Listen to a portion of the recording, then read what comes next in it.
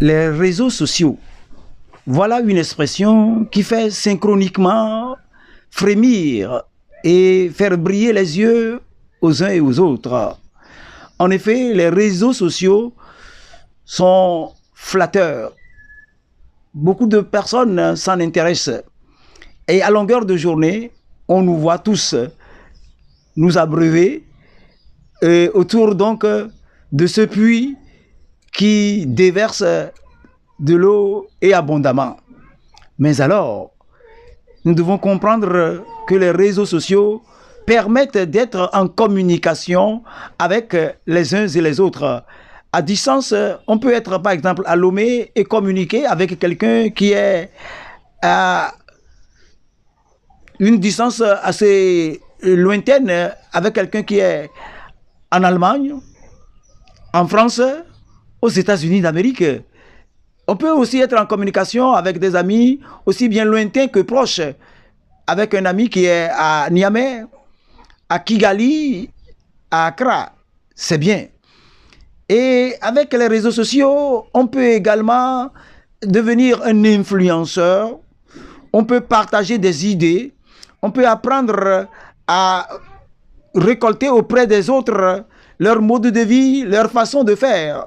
Et cela est intéressant. Mais les réseaux sociaux aussi, malheureusement, engendrent ce que je peux appeler le cyberharcèlement et des harcèlements en ligne. Avec les réseaux sociaux, on peut remarquer que c'était aussi un piège. Et les jeunes s'en intéressent. Les réseaux sociaux sont si prisés que les jeunes en raffolent. Ils perdent leur temps.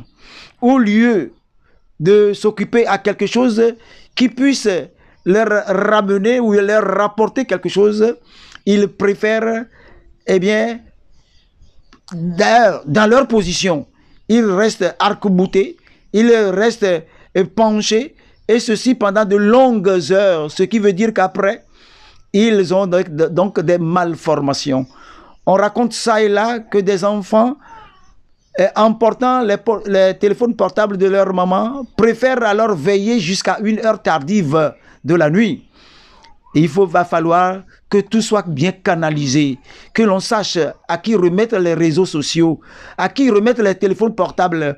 D'ailleurs, dans certains pays d'Afrique et même en Europe, on interdit aux enfants de se procurer le téléphone portable, de pouvoir échanger, surtout pendant les heures de cours. Cependant, au-delà de toutes les précautions prises, malheureusement, les enfants arrivent à damer le pion à leurs enseignants. Et c'est bien regrettable. Néanmoins, quoi qu'on dise, quoi qu'on fasse, les réseaux sociaux ont encore de beaux jours devant eux. Toutefois, sachons comment alors les utiliser pour que nous ne tombions pas bien bas. Oka Showcase. Suivez-nous aussi sur tous les autres réseaux sociaux et n'oubliez pas d'aimer et de partager les vidéos.